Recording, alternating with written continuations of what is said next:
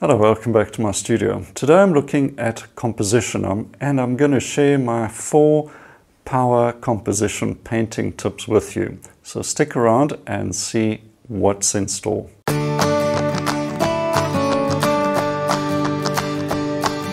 Okay, now composition is critically important. No matter what you do to a painting, if the composition is wrong, it's always going to look weird, and sometimes it can be just impossible to finish the painting. You'll feel so uncomfortable with it.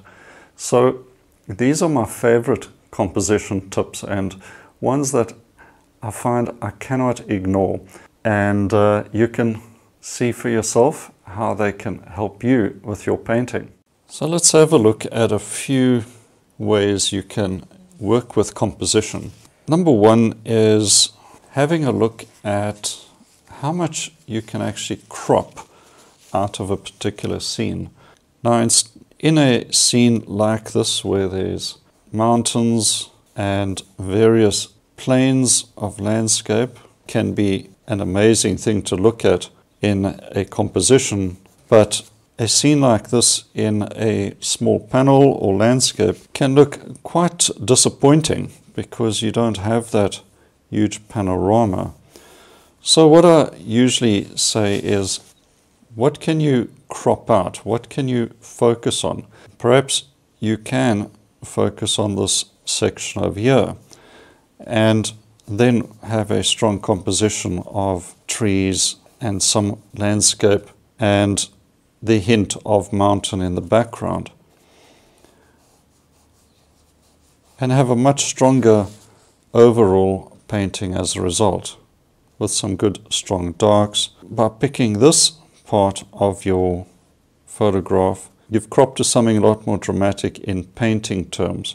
You generally can't get all of that without using a really large canvas perhaps, or a different format.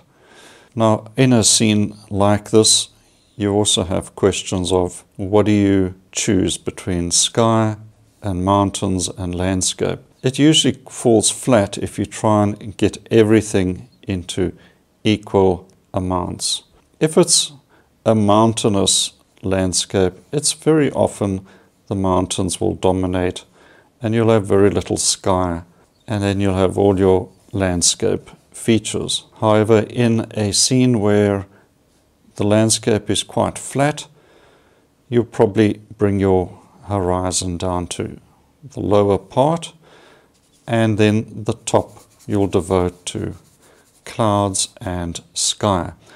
And in that way, the sky becomes the dominant feature, and the relatively calm and simple landscape below just becomes the support to the sky above it. But what I find is generally where there are mountains involved, you have to choose. Are you going to feature the mountains or you're going to feature the sky? I'm trying to get both in equally doesn't really work, because then you have a vast sky competing with an equal landscape, and which one is important. So try and pick one from the other. All right, the other idea for composition that I like to use is working with mass shapes instead of drawing everything out line by line. And what I mean by that is simply, if we take that composition over there, is to try and get as much of the mass of the big shapes in and position them one in proportion to the other, and to let that dictate how the scene develops. And that way I feel you get much quicker into a painting. It gets a certain energy a lot easier than if you think about doing a line type drawing. Get quite quickly into arranging mass shapes and you'll get a stronger composition. The longer you take to work out mass shapes, the harder it's going to be to actually figure out how your painting is going to look and whether it's going to have real impact or not. Now, another important aspect of composition I like to talk about and encourage artists to follow is to think about ways of getting the eye into a landscape. I always talk about getting some depth in a landscape, and that is done through elements that are going to get the eye in as fast as possible. There are a number of things that can work for you. Of course, everybody knows, I'm sure, if you've been watching my videos or doing it in my courses, you know that I like to use lines, and let's say a road or a path is a good way to do that. Then bringing a shadow across the foreground can be very helpful as well, and that is what I call the sort of welcome mat to a painting. Step over the shadow, get onto the path, walk along, and your eye can follow that.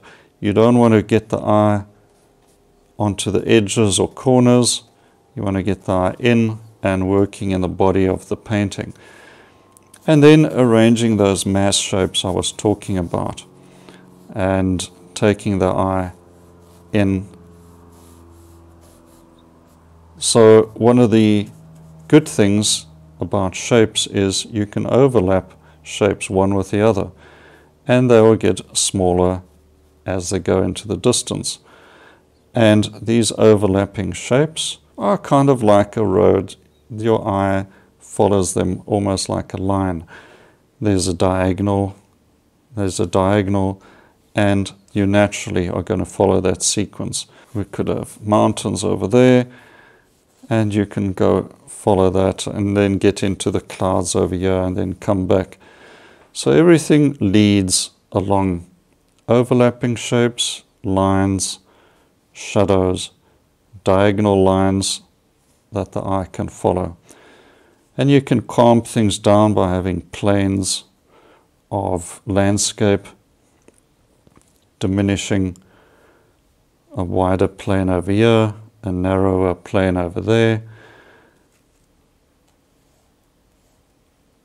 and even narrower over there on the foothills before you get into the mountains. And then the clouds in the sky I was talking about. And then back here. So arrangement of shapes, lines, and overlapping shapes will get the eye in to the painting.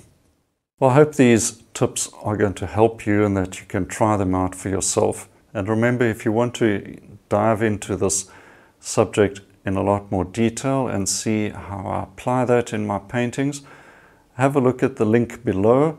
And if you want to just get an idea of what's in store, don't forget there's the free link up here. All right, if you enjoyed this, give it a like, share it, and please subscribe if you haven't already. I try and do a video every week, so you don't want to miss the next one as well. Until next time, cheers for now.